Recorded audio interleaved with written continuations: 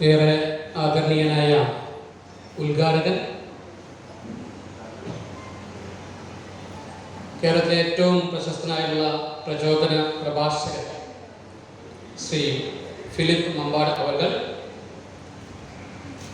ഇന്നത്തെ ഈ വേദിയിൽ നമ്മുടെ വിശിഷ്ടാതിഥിയും ദയാമൃതം 2024 അവാർഡ് ജേതാവുമായിട്ടുള്ള സാമൂഹ്യ പ്രവർത്തന മേഖലയിലെ വെള്ളി നക്ഷത്രം എന്ന് വിശേഷിപ്പിക്കാവുന്ന ജ്യേഷ്ഠ സഹോദരൻ ശ്രീ മാനുക, ഈ ചടങ്ങിന് വളരെ മനോഹരമായി സ്വാഗതം നൽകിയ ദയയുടെ ട്രഷറർ ശ്രീ ശങ്കർജി കോമാർ വളരെ മനോഹരമായിട്ടുള്ള ഒരു പ്രാർത്ഥനാ ഗീതത്തിലൂടെ നമ്മെ സന്തോഷിപ്പിച്ച പ്രിയങ്കരനായ ശ്രീ മോഹൻദാസ് കാട്ടുകുളം, ഇന്നത്തെ ഈ ചടങ്ങിൽ പങ്കെടുക്കാൻ വേണ്ടി മാത്രമായി കാസർഗോഡിൽ നിന്നും എത്തിച്ചേർന്നിട്ടുള്ള ദയക്കേറെ പ്രിയങ്കരനായ എൻഡോസൾഫാൻ സമരനായകൻ ശ്രീ അമ്പലത്തറ കുഞ്ഞികൃഷ്ണൻ എന്ന പ്രിയപ്പെട്ട കൃഷ്ണേട്ടൻ, യുണൈറ്റഡ് കൺവെൻഷൻ സെന്ററിന്റെ MD പ്രിയപ്പെട്ട ശ്രീ ബൈജു CP, ദയാ ചാരിറ്റബിൾ ട്രസ്റ്റിന്റെ vice chairperson Shrimati Shiny Ramesh, trustee Mohandas Madathil, നിയുക്ത ട്രസ്റ്റിമാരായിട്ട് ഇന്ന് സത്യപ്രതിജ്ഞ ചെയ്ത് അധികാരമേറ്റുള്ള തിരുവല്ലയിൽ നിന്ന് ഈ പ്രോഗ്രാമിൽ പങ്കെടുക്കാനായിട്ട് എത്തിയിട്ടുള്ള ശ്രീ ശശികുമാർ എസ് പിള്ള, എറണാകുളം നോർത്ത് പറവൂരിൽ നിന്ന് എത്തിയിട്ടുള്ള ദയയുടെ ട്രസ്റ്റി ശ്രീ MG ആന്റണി,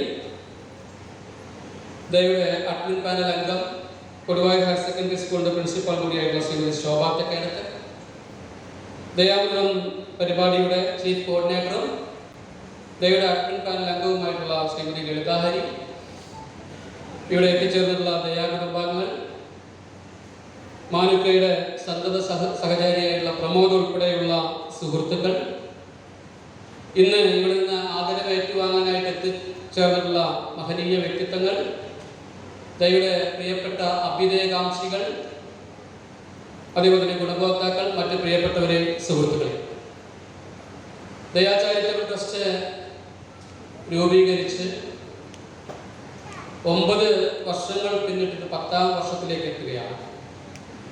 ദയാമൃതം 2024 എന്ന് പറയുന്നത് ദയാ ചാരിറ്റബിൾ ട്രസ്റ്റിന്റെ 9ാം വാർഷിക ആഘോഷമാണ്. 9 വർഷങ്ങൾക്ക് മുമ്പ് പെരിങ്ങോട്ടുകുരിശി എന്ന് പറയുന്ന കർഷക തൊഴിലാളികളും അധിവസിക്കുന്ന ഒരു കൊച്ചു ഗ്രാമത്തിൽ ഓണവും വിഷുവും പോലുള്ള വിശേഷ അവസരങ്ങൾ ഉണ്ടാകുമ്പോൾ ഉണ്ണാൻ പോലുമില്ലാതെ ബുദ്ധിമുട്ടുന്ന കുറച്ച് പാവങ്ങളെ അവർക്ക് ആവശ്യമായിട്ടുള്ള ഭക്ഷ്യവിഭവങ്ങൾ നൽകി സഹായിക്കുക എന്ന ലക്ഷ്യത്തോടുകൂടി മാത്രം ആരംഭിച്ച ഒരു ചാരിറ്റബിൾ ട്രസ്റ്റാണ് ദയാ ചാരിറ്റബിൾ ട്രസ്റ്റ്. ഞാനും എൻ്റെ 4 സുഹൃത്തുക്കളും ചേർന്നുകൊണ്ട് രൂപീകരിക്കുമ്പോൾ അതിനെ ഇതുപോലെ തിരുവനന്തപുരം മുതൽ കാസർഗോഡ് വരെയുള്ള ഭാഗങ്ങളിൽ നിന്നുള്ള പ്രാതിനിധ്യം ഉണ്ടാകുമെന്നോ, ലോകത്തെവിടെയെല്ലാം മലയാളികളുണ്ടോ അവിടെയെല്ലാം നമുക്ക് അംഗങ്ങളെ സൃഷ്ടിക്കാനാവുമെന്നോ, അല്ലെങ്കിൽ കുറെ പേർക്ക് അംഗത്വം കൊടുക്കണമെന്നോ ഒരാഗ്രഹവും നമുക്കുണ്ടായിരുന്നു. ഞങ്ങളുടെ എല്ലാം ഒഴിവ് സമയങ്ങൾ ഉപയോഗിച്ചുകൊണ്ട് സഹജീവികൾക്ക് എന്തെങ്കിലും സഹായം ചെയ്തു കൊടുക്കാൻ കഴിഞ്ഞാൽ അത് നന്നായി എന്ന് മാത്രം ഉദ്ദേശിച്ചുകൊണ്ട് തുടങ്ങിയ ദൈവയുടെ സുതാര്യമായ പ്രവർത്തനങ്ങൾ കണ്ടുകൊണ്ട് എനിക്കും അംഗത്വം വേണമെന്ന് കുറേ പേർ ആവശ്യപ്പെട്ടപ്പോൾ അന്ന് ഞങ്ങൾ 4-5 പേര് കൂടി ചേർന്ന് തീരുമാനിച്ചു ഒരു 50ഓളം പേർക്ക് അംഗത്വം കൊടുക്കാമെന്ന്. ആ 50, 100, 200, 300 അങ്ങനെ 350ഓളം അംഗങ്ങൾ ഇന്നുണ്ട്. 17 കോടിയിൽ പരം രൂപയാണ് കഴിഞ്ഞ 9 വർഷമായിട്ട് അശരണരിലേക്ക് എത്തിക്കാൻ ദയാ ചാരിറ്റബിൾ ട്രസ്റ്റിന് കഴിഞ്ഞിരിക്കുന്നതെന്ന് വളരെ സന്തോഷപൂർവ്വമാണ്. ഈ 17 കോടി രൂപ അശരണരായ ആളുകളിലേക്ക് എത്തിക്കുമ്പോൾ ഇന്നേ വരെ ഞങ്ങൾ ഒരാളോടും ഒരു സംഭാവന തരണമെന്ന് നേരിട്ട് അഭ്യർത്ഥന നടത്തിയിട്ടില്ല. ഒരാളുടെ റെസീപ്റ്റ് പിരിവിനായിട്ട് ഞങ്ങൾ ആരെയും പറഞ്ഞിട്ടില്ല. ദയ ചെയ്യാൻ ഉദ്ദേശിക്കുന്ന കാര്യങ്ങളെ കുറിച്ച് സമൂഹ മാധ്യമങ്ങളിൽ ഞങ്ങൾ എഴുതിയിടുക മാത്രമാണ് ചെയ്തത്. ഒരാളിൽ നിന്ന് നേരിട്ട് ഒരു രൂപ നിങ്ങൾ കളക്ട് ചെയ്തില്ല, പണമായിട്ട് നമ്മൾ വാങ്ങിയിട്ടില്ല. ദയയുടെ അക്കൗണ്ടിലേക്ക് നിങ്ങൾ ആർക്കെങ്കിലും കൊടുക്കാൻ ഉദ്ദേശിക്കുന്ന ദയയുടെ അക്കൗണ്ടിലേക്ക് നൽകുക എന്ന് മാത്രം പറഞ്ഞു. ലോകത്തിന്റെ വിവിധ കോണുകളിൽ നിന്നുള്ള സുമനസ്സുകളായിട്ടുള്ള ആളുകൾ നൽകുന്ന സംഭാവനകൾ കൃത്യമായിട്ട് അർഹതപ്പെട്ട കരങ്ങളിലേക്ക് എത്തിച്ചു കൊടുത്തപ്പോൾ സഹായിച്ചവർ വീണ്ടും സഹായിക്കാൻ തുടങ്ങി. 21 ദയാഭവനങ്ങൾ നിർമ്മിച്ചു നൽകുക എന്നുള്ള സ്വപ്നതുല്യമായുള്ള നേട്ടം കൈവരിക്കാൻ ദയക്ക് കഴിഞ്ഞിട്ടുള്ളത്. 21 കുടുംബങ്ങൾക്ക് വീടൊരുക്കുക എന്ന് പറയുന്നത് ചെറിയ കാര്യമല്ല. ആദ്യത്തെ ദയാഭവനം ഞങ്ങൾ നിർമ്മിച്ചു കൊടുത്തത് 2016 അമ്പലപ്പാറ ചെറുമുണ്ടശ്ശേരിയിലുള്ള ഷാജു എന്ന് പറയുന്ന 70% ഭിന്നശേഷിക്കാരനായിട്ടുള്ള ഓട്ടിസ്റ്റിക് ആയിട്ടുള്ള ഒരു യുവാവിനാണ് നമ്മൾ പഠിക്കുന്നത്. 21ാമത് ദയാഭവനത്തിന്റെ ഉദ്ഘാടനം കഴിഞ്ഞ ദിവസമാണ് കഴിഞ്ഞത്. അടുത്ത മാസം 22ാമത് ദയാഭവനത്തിന്റെ നിർമ്മാണം ആരംഭിക്കാൻ പോവുകയാണ്. 20 നിർധനരായ പെൺകുട്ടികളുടെ വിവാഹങ്ങൾ ദയാമംഗല്യദീപം എന്ന് പറയുന്ന പദ്ധതിയിലൂടെ നടത്തിക്കൊടുക്കാനായിട്ട് കഴിഞ്ഞു. ദയയുടെ ഏറ്റവും ജനകീയമായിട്ടുള്ള പരിപാടി കാരുണ്യ വിപ്ലവം 10 പഞ്ചായത്തുകൾ നടപ്പിലാക്കി കഴിഞ്ഞു. 10 ജീവനുകളുടെയാണ് അവയവം മാറ്റിവെച്ചുകൊണ്ട് അവയവം മാറ്റിവെക്കുന്നതിന് ആവശ്യമായിട്ടുള്ള മുഴുവൻ തുക അവർക്ക് നൽകുകയും 3 വർഷത്തേക്കുള്ള അവരുടെ മരുന്നിന് ആവശ്യമായിട്ടുള്ള മുഴുവൻ തുകയും അല്ലെങ്കിൽ മരുന്നും നൽകിക്കൊണ്ടുള്ള കാരുണ്യ വിപ്ലവം എന്ന് പറയുന്ന പരിപാടി വളരെ വിജയകരമായിട്ട് നടത്തി കഴിഞ്ഞു. ഏറ്റവും അവസാനം നടത്തിയത് വെളിനഴിയിലാണ്. നമ്മൾ അവിടെ കളക്ട് ചെയ്ത് 1,20,00,000 രൂപയാണ്. ഒരു ജീവനെ രക്ഷിക്കുക മാത്രമല്ല 304 പേർക്കാണ് ക്യാൻസർ കിഡ്നി ബാധിതരായിട്ടുള്ള 304 പേർക്ക് അവിടെ 10,000 രൂപ മുതൽ 1,00,000 രൂപ വരെയുള്ള ചികിത്സാ ധനസഹായങ്ങൾ ഏകദേശം 70 ലക്ഷം രൂപ 304 കുടുംബങ്ങളിലേക്ക് നൽകാനായിട്ട് കഴിഞ്ഞു. ഇന്നലെ ദയ നൽകിയിട്ടുള്ള സേവനങ്ങൾ നോക്കുകയാണെങ്കിൽ 6,000-ലധികം പേർക്ക് ചികിത്സാ ധനസഹായങ്ങൾ 15,000-ന് മുകളിൽ 25,000-നും അപ്പുറമായിട്ട് 6,000-ലധികം പേർക്ക് നമുക്ക് ചികിത്സാ ധനസഹായം കൊടുക്കാനായിട്ട് കഴിയും. ദയ നൽകി വരുന്ന ഏറ്റവും മഹത്തായ ഒരു പദ്ധതിയാണ് അവയവ സ്വീകർത്താക്കൾക്കുള്ള മരുന്ന് നൽകൽ പദ്ധതി. അവയവം മാറ്റിവെച്ചതിന് ശേഷം ജീവിക്കാൻ മരുന്ന് കഴിക്കാൻ വകയില്ലാതെ മരണത്തിലേക്ക് പോയിക്കൊണ്ടിരിക്കുന്ന 15 കുടുംബങ്ങളെയാണ് 15 അവയവം മാറ്റിവെച്ച ആളുകളെയാണ് ജീവിതത്തിലേക്ക് തിരികെ കൊണ്ടുവന്നുകൊണ്ട് ഒരു ദിവസം പോലും മാറ്റമില്ല അവർക്ക് ആവശ്യമായ 10,000-ലധികം രൂപയുടെ മരുന്ന് ഏത് മരുന്നാണ് ഡോക്ടർ പ്രിസ്ക്രൈബ് ചെയ്ത് കൊടുക്കുന്നത് അത് കൃത്യമായിട്ട് എല്ലാ മാസവുമായിട്ട് 52 മാസങ്ങൾ ഇപ്പോൾ പിന്നിട്ട് കഴിഞ്ഞിരിക്കുക. നിരവധിയായിട്ടുള്ള അങ്ങനെ ഒരുപാട് കാര്യങ്ങൾ ചെയ്യാൻ കഴിഞ്ഞത് കൂട്ടായ ഒരു പ്രവർത്തനങ്ങളാണ്. ഇവിടെ നമ്മളെല്ലാം ഇരിക്കുമ്പോൾ ലോകത്തിന്റെ വിവിധ ഭാഗങ്ങളിൽ ദൈവയുടെ ഇന്നത്തെ പ്രോഗ്രാം ഏറ്റവും മനോഹരമായിട്ട് നടക്കണേ എന്ന് പ്രാർത്ഥിച്ചുകൊണ്ടിരിക്കുന്ന ദൈവയുടെ പ്രവർത്തകരുണ്ട്. അവരുടെ എല്ലാവരുടെയും നിസ്സീമമായിട്ടുള്ള പ്രവർത്തനത്തിന്റെ ഫലമായിട്ടാണ് ഇത്രയും വലിയ നേട്ടങ്ങൾ ഉണ്ടാക്കാനായിട്ട്. നേരത്തെ നമ്മുടെ അവതാരക പറയുകയുണ്ടായി ദൈവയുടെ ഏറ്റവും വലിയ പ്രത്യേകത എന്ന് പറയുന്നത് ചാരിറ്റി തൊഴിലാക്കിയ ആരും ഇവിടെ ഇല്ല എന്നതാണ്. ഏകദേശം 70% ആളുകളും സർക്കാർ ഉദ്യോഗസ്ഥന്മാരാണ്. 30% മറ്റു മേഖലകളിൽ തൊഴിലെടുക്കുന്ന ആളുകളാണ്. ദൈവത്തിലേക്ക് അംഗത്വം കൊടുക്കാൻ ഞങ്ങൾ ഒരു നിബന്ധന മാത്രമേ വെച്ചിട്ടുള്ളൂ. സ്വന്തമായി അധ്വാനിച്ച് വരുമാനം ഉണ്ടാക്കുന്നവനായിരിക്കണം. സ്വന്തമായി അധ്വാനിച്ച് വരുമാനം ഉണ്ടാക്കിയാൽ മാത്രം പോരാ, സ്വന്തം കുടുംബത്തെ പോറ്റുന്നവനായിരിക്കണം. സ്വന്തം കുടുംബത്തെ പോറ്റാൻ കഴിയാത്തവർ ഒരിക്കലും സമൂഹത്തെ സേവിക്കാനായിട്ട് കഴിയില്ല. ആ വിശ്വാസത്തോടു കൂടിയിട്ടാണ് ഞങ്ങൾ മുന്നോട്ട് പോകുന്നത്.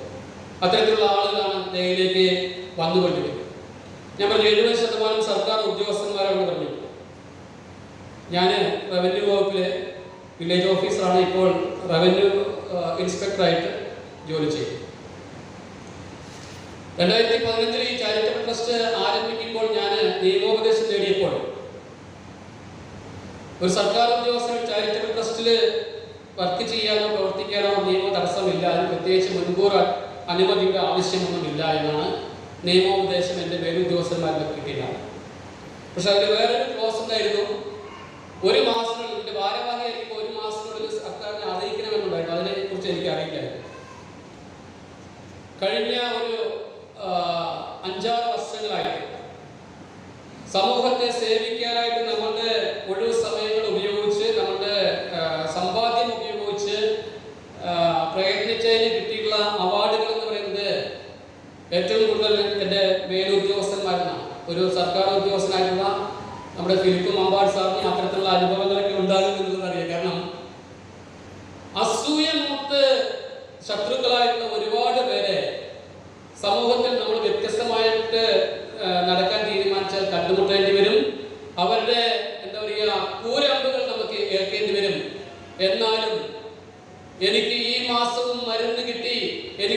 ചികിത്സാ ധനസഹായം കിട്ടി എന്ന് പറഞ്ഞുകൊണ്ട് ദീർഘനിശ്വാസം വിടുന്ന, നമ്മളെ നോക്കിക്കൊണ്ട് കൈകൂപ്പുന്ന ഒരുപാട് പാവങ്ങളെ കുറിച്ച് ആലോചിക്കുമ്പോൾ ഇത്തരത്തിലുള്ള പ്രയാസങ്ങളെല്ലാം തട്ടിത്തകർത്തുകൊണ്ട് മുന്നേറാൻ കഴിയുമെന്ന്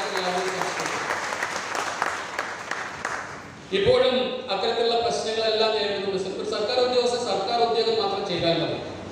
ആ 4 ചുമരുകൾക്കുള്ളിൽ നിൽക്കുന്ന ഫയൽ വർക്കുകൾ മാത്രം ചെയ്താൽ മതി. അത് അപ്പുറം ചെയ്തിട്ടുള്ളത് ശരിയാകില്ല എന്നുള്ള രീതിയിലുള്ള പ്രശ്നങ്ങൾ ഒരുപാടുണ്ട്. പക്ഷേ ജീവകാരുണ്യം നമ്മൾ ചെയ്യുന്നത് ജീവിതത്തിലെ ചില അനുഭവങ്ങളിൽ നിന്നാണ്. ജീവിതം എന്താണെന്നുള്ളത് പഠിച്ചത് അത്തരം അനുഭവങ്ങളിലൂടെയാണ്. ഇന്ന് നിങ്ങൾക്ക് മുന്നിൽ നിന്ന് സംസാരിക്കുന്ന, അല്ലെങ്കിൽ എനിക്ക് മുന്നിലിരിക്കുന്ന നിങ്ങൾക്കോ എനിക്കോ യാതൊരുവിധ ഗ്യാരണ്ടിയും വാറണ്ടിയും ഒന്നുമില്ല. എത്ര നാൾ ജീവിച്ചിരിക്കുമെന്ന് നമുക്ക് പറയാനായിട്ട് പറ്റില്ല.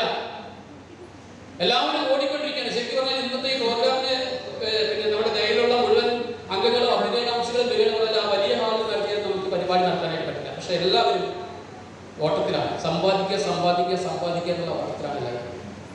ജീവിതം എന്താണ് എന്നതിനെ കുറിച്ചിട്ട് ചിന്തിക്കാൻ ആർക്കും സമയമില്ല.